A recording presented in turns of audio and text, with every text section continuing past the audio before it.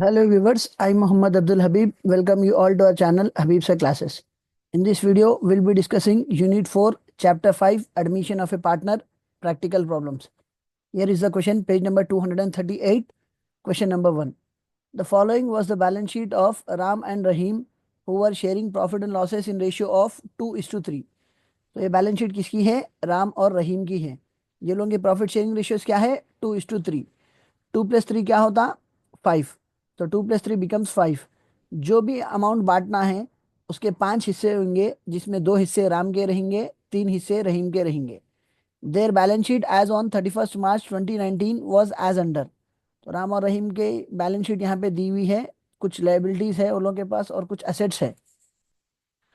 On 1st April 2019, they agreed to admit Mr. Peter as a new partner for 1/5 share in profits on the following terms. तो 1 April 2019 में क्या कर रहे? राम और Rahim Peter को as a new partner admit कर रहे। कितने शेयर के लिए? 1/5 शेयर के लिए। मतलब 5 हिस्सों में एक हिस्सा पीटर को देंगे। ये वादे के साथ वो लोग पीटर को पार्टनरशिप में ले रहे। और कुछ टर्म्स एंड कंडीशंस है। जब कभी भी कोई नया पार्टनर बिजनेस में आता, वो बंदा अपने साथ क्या लेके आना? A new partner is required to pay towards capital and for goodwill. तो नया पार्टनर जब भी बिजनेस में आएगा अपने साथ कैपिटल के पैसे लाएगा और गुडविल के पैसे लाएगा। So Peter should bring 40,000 for capital and 20,000 for goodwill in cash. तो यहाँ पे नए पार्टनर का कैपिटल कितना है? 40,000। गुडविल कितना है? 20,000। Then we have other adjustments. Depreciate furniture by 5%, stock by 10%, appreciate building value by 15%, provide for bad debts at 5% on debtors. Give necessary journal entries and ledger accounts and opening balance sheet of new firm. तो हम ये video में सिर्फ general entries discuss नहीं करेंगे, personal ledger accounts discuss करेंगे और नई बैलेंस शीट बनाएंगे। So what are the ledger accounts that we prepare? Here is the solution. Revaluation account, bank account, goodwill account, partners capital account, followed by balance sheet. So what is the format for revaluation bank and goodwill? The format is date particulars general folio amount rupees, date particulars general folio amount rupees. Towards extreme left will be writing DR debit, towards extreme right will be writing CR credit. Or else simply we can draw the format as particulars amount rupees, particulars amount rupees. Name of the account is revaluation account. Then we'll be preparing bank account. Then we'll be preparing goodwill account. So revaluation bank और goodwill के लिए आप ये पूरा format draw कर सकते हैं। Date particulars JF amount rupees, date particulars JF amount rupees, या फिर सिर्फ particulars amount rupees, particulars amount rupees. Left पे डेबिट लिखना है, राइट पे क्रेडिट लिखना है। जब रिवैल्यूएशन बना रहे अकाउंट का नाम रिवैल्यूएशन लिखना है। सेकंड अकाउंट का नाम बैंक अकाउंट लिखना है। थर्ड अकाउंट का नाम गुडविल अकाउंट लिखना है। Fourth account will be partners capital account, the format for which will be particulars along with the name of the partners. So यहाँ पे पार्टनर्स कौन कौन है? राम, रहीम, Peter. So the format will be particulars Ram amount rupees, Rahim amount rupees, Peter amount rupees. Particulars Ram amount rupees, Rahim amount rupees, Peter amount rupees. Towards extreme left will be writing DR debit, towards extreme right will be writing CR credit, and the name of the account will be taken as partners capital account. Then balance sheet. The heading will be new balance sheet of Ram, Rahim and Peter as on 1st April 2019, and the format will be liabilities amount rupees, assets amount rupees. So let us start the problem. तो यहाँ पे adjustments क्या है? नया partner जो capital और goodwill ला रहा, ये पॉइंट अपने को बैंक अकाउंट में काम आता। तो फिलहाल रिवैल्यूएशन के लिए जो पॉइंट्स है वो कंसिडर करेंगे। Depreciate furniture by 5%। तो फर्नीचर की वैल्यू यहाँ पे कितना है? 25,000 है। 25,000 का 10% क्या होता? 2,500। तो 5% will be half of it, 1,250। So as it is decrease in value of asset, it will be shown on debit side of revaluation. तो रिवैल्यूएशन के डेबिट में बताएंगे हम to furniture account 25,000 into 5/100 which is 1,250। फिर इसको balance sheet में कैसा बताएंगे? पहले एसेट्स में लिख देंगे फर्नीचर। फर्नीचर कितना था? 25,000 minus depreciation 5% which is 1,250। So subtracting 1,250 from 25,000, 25,000 minus 1,000, 24,000 minus 250, 23,750। Then furniture के बाद एक और एडजस्टमेंट था, stock to be depreciated by 10%। तो स्टॉक की वैल्यू कितना है? 30,000। 30,000 का 10% क्या होता? 3,000। Again as it is decrease in the value of asset, it will be shown on debit side of revaluation. So revaluation के डेबिट में बताएंगे हम to stock account 30,000 into 10/100, 3,000 rupees. अब इसको बैलेंस शीट में कैसा बताएंगे? बैलेंस शीट के एसेट्स में बताएंगे stock 30,000 minus depreciation 10% which works out to be 3,000. So 30,000 minus 3,000 it is 27,000. Furniture और स्टॉक का एडजस्टमेंट हो गया. Then we have appreciate buildings value by 15%. यहाँ पे बिल्डिंग्स की वैल्यू कितना है? 60,000 है. 60,000 पे अपने को 15% अप्रिसिएशन देना है. 10% of 60,000 will be 6,000. 5% will be half of it 3,000. तो 15% कैसा आता? 10% प्लस 5%. तो 6,000 प्लस 3,000 इट बिकम्स 9,000. तो अपने को बिल्डिंग्स की जो वैल्यू है उस पर 9,000 अप्रिसिएशन करना है. So as it is increase in the value of asset, it will be shown on credit side of revaluation. तो रिवैल्यूएशन के क्रेडिट में बताएंगे by buildings account 60,000 into 15/100 which is 9,000. अब इसको बैलेंस शीट में कैसा बताएंगे? एसेट्स में पहले लिखेंगे बिल्डिंग्स इट वाज 60,000. तो बिल्डिंग्स की वैल्यू 60,000 थी plus appreciation 15% which works out to be 9,000. So 60 plus 9 it becomes 69,000. Then after buildings we have an adjustment. Provide for bad debts at 5% on debtors. डेप्टार्स किसको बोलते हैं? जिन लोगों से अपने को पैसे आना है. तो कितने पैसे आना है? डेप्टार्स 40,000. इस पे एडजस्टमेंट क्या है? Create a provision provide for bad debts at 5%. मतलब ये जो 40,000 रुपये आना है इसमें 5% बैड डेट्स है. तो 40,000 का 10% क्या होता? 4,000. 5% will be half of it which is 2,000. मतलब ये जो 40,000 रुपये आना है इसमें 2,000 रुपये डूब जाएंगे. So as it is decrease in the value of asset, it will be shown on debit side of revaluation account.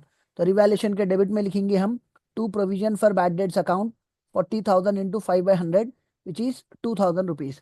अब इसको बैलेंस शीट में कैसा बताएंगे? डेप्टार्स की वैल्यू पहले 40,000 लिखेंगे. डेप्टार्स 40,000 minus provision for bad dates 5% 2,000. 40 minus 2 it becomes 38,000. Now we are done with all the adjustments related to revaluation. Now we'll be balancing revaluation account. So revaluation में हम यहाँ पे डेबिट में तीन चीजें लिखे 1,250, 3,000, 2,000. क्रेडिट में 9,000 लिखे. तो अब इन लोगों का टोटल करेंगे. The total on credit side of revaluation account is 9,000, whereas the total on debit side of revaluation account is 3 plus 2 5, 5 plus 1 6, 6,250. So debit का टोटल 6,250 है, क्रेडिट का टोटल 9,000 है. तो दोनों में कौन सा टोटल ज्यादा है? 9,000 ज्यादा है. So on both the sides we'll be writing the total as 9,000, 9,000. 9,000 will be recorded on debit side of revaluation account. 9,000 will be recorded on credit side of revaluation account. Now subtracting 6,250 from 9,000. 9,000 minus 6,000, 3,000 minus 250, 2,750. सो 9,000 में से 6,250 अगर हम निकाल भी दिए तो अपने को कितने पैसे बच रहे हैं? 2,750 रुपये बच रहे हैं. It will be considered as profit. तो अब ये प्रॉफिट क्या करेंगे? राम और रहीम बांट लेंगे. कौन से रेशियो में बांट लेंगे? उन लोगों के प्रॉफिट शेयरिंग रेशियोज में बांट लेंगे जो यहाँ पे 2:3 दिया हुआ है. तो 2 + 3 इट बिकम्स 5. तो 2,750 के 5 हिस्से करेंगे जिसमें से 2 हिस्से राम को जाएंगे, 3 हिस्से रहीम को जाएंगे. So here it will be shown as to profit transfer to RAM capital account 2,750 into 2/5. So 2,750 when divided into 5 shares, the value for each share will be for 550. 2,750 के अगर हम 5 हिस्से करें, एक हिस्सा 550 का आता. राम के 2 हिस्से है तो राम विल बी गेटिंग 1,100. 550 550 1,100. रहीम के 3 हिस्से है तो he'll be getting 550 3 times. 550 550 550. So it works out to be 1,650. So it will be recorded here as to profit transfer to RAM capital account 2,750 into 2/5 1,100. Rahim capital account 2,750 into 3/5 1,650. Next, what is the second account that we prepare? Bank account. Bank account में सबसे पहली चीज क्या लिखेंगे हम? To balance brought down. क्यों?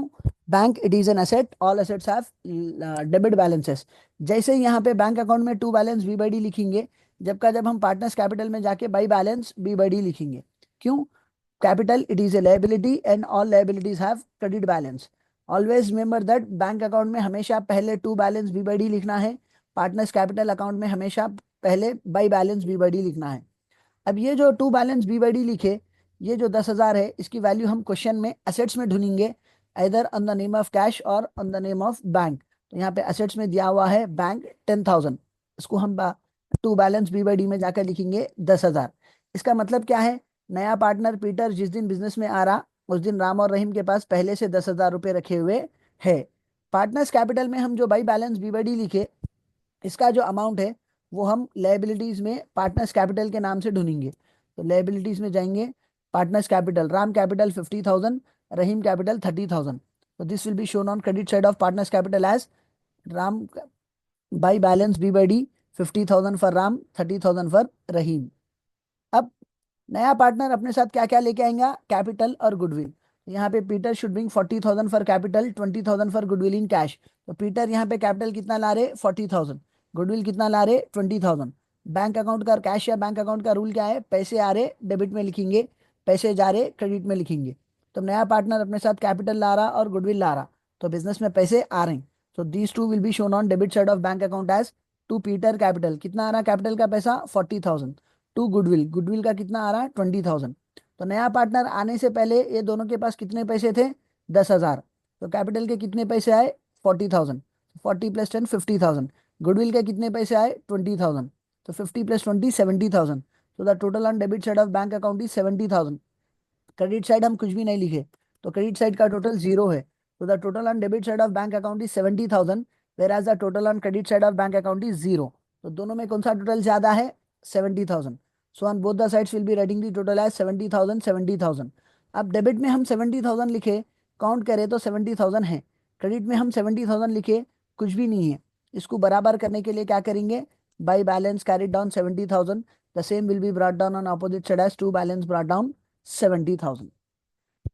अब यहां से टेक्निक क्या अप्लाई करेंगे, सुबह के अकाउंट में शाम का नाम लिखे, शाम के अकाउंट में सुबह का नाम लिखेंगे, दिन के अकाउंट में रात का नाम लिखे, रात के अकाउंट में दिन का नाम लिखेंगे, हम के अकाउंट में तुम का नाम लिखे, तुम के अकाउंट में हम का नाम लिखेंगे, आज के अकाउंट में कल का नाम लिखे, कल के अकाउंट में आज का नाम लिखेंगे, बैंक के अकाउंट में पीटर कैपिटल का नाम लिखे, पीटर कैपिटल के अकाउंट में बैंक का नाम लिखेंगे, इधर डेबिट में लिखे उधर क्रेडिट में लिखेंगे।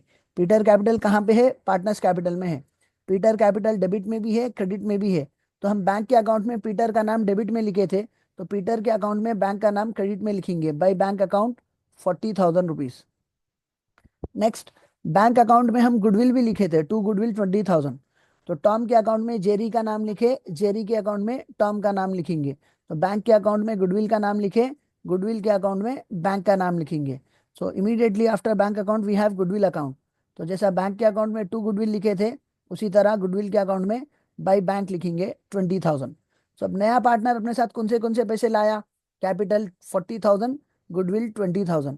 तो कैपिटल के जो 40,000 है वो बिजनेस में इन्वेस्ट कर दिए, जैसा राम और रहीम का पैसा बिजनेस में इन्वेस्ट हुआ था, उसी तरह पीटर का कैपिटल भी बिजनेस में इन्वेस्ट हो जाएगा। अब ये जो गुडविल अमाउंट है, this will be distributed among old partners in their sacrificing ratio. तो जब भी नया पार्टनर गुडविल का अमाउंट लेके आता है, ये पैसा क्या करेंगे, ओल्ड पार्टनर्स में सैक्रिफाइसिंग रेशियो में डिस्ट्रीब्यूट करेंगे। सैक्रिफाइसिंग रेशियो कब मालूम करेंगे, जब क्वेश्चन में ओल्ड रेशियो और न्यू रेशियो दोनों स्पेसिफाई करा हुआ है, जैसे कि प्रॉब्लम नंबर 8, प्रॉब्लम नंबर 9, 10 में स्पेसिफाई करा हुआ है। बट यहाँ पे ये प्रॉब्लम में सिर्फ ओल्ड प्रॉफिट शेयरिंग रेशियो 2:3 दिया हुआ है।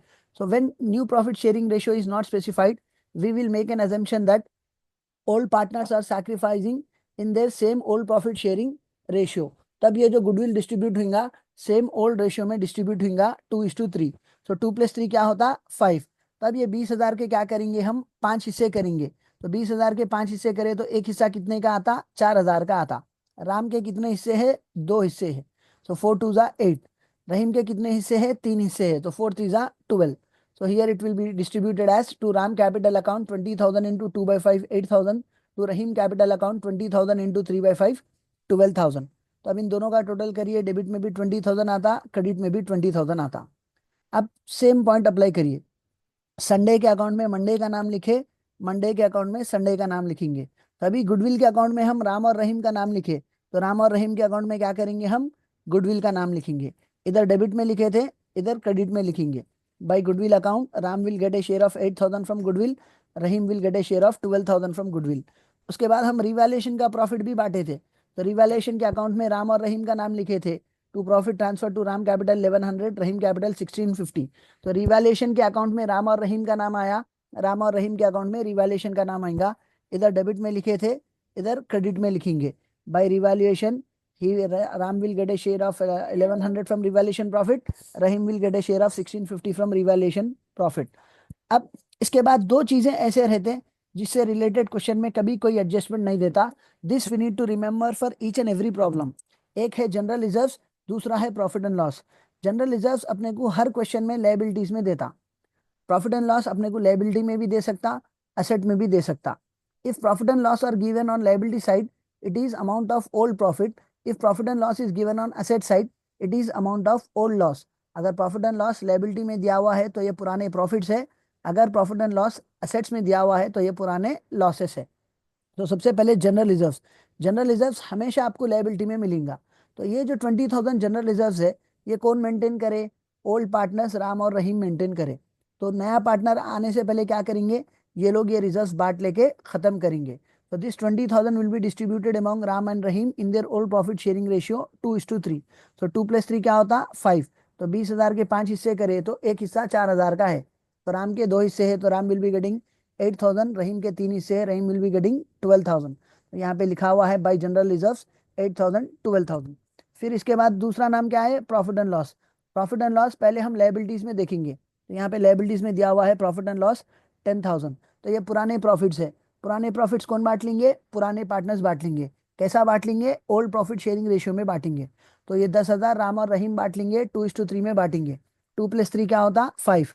10,000 के अगर आप 5 हिस्से करें, एक हिस्सा 2,000 का आता। राम के 2 हिस्से है, सो हिल बी गेटिंग 4,000। रहीम के 3 हिस्से है, हिल be getting 6,000। So this will be shown as by profit and loss account 4,000 in RAM capital, 6,000 in Rahim capital. अब पार्टनर्स कैपिटल का टोटलिंग करेंगे हम। 50 + 8 8 16, 66 + 4 70, 71 71 100। डेबिट में कुछ भी नहीं है तो इसका टोटल क्या आएगा? 0। तो the total of Ram account on debit side is 0, the total on credit side is 71 100। तो अब इन दोनों में कौन सा बढ़ के है? 71 100। So 71 100 will be recorded on credit side as well as 71 100 will be recorded on debit side. इसको बराबर करने के लिए क्या करेंगे? बैलेंसिंग करेंगे। To balance C/D, 71 100 will be shown on debit side. The same will be brought down on opposite side as by balance B/D 71 100. अब रहीम का कैपिटल देखिए 30 10 10 50 plus 4 54 60 61 650। The total on credit side is 61 650. The total on debit side is 0 क्योंकि debit में कुछ भी लिखा हुआ नहीं है।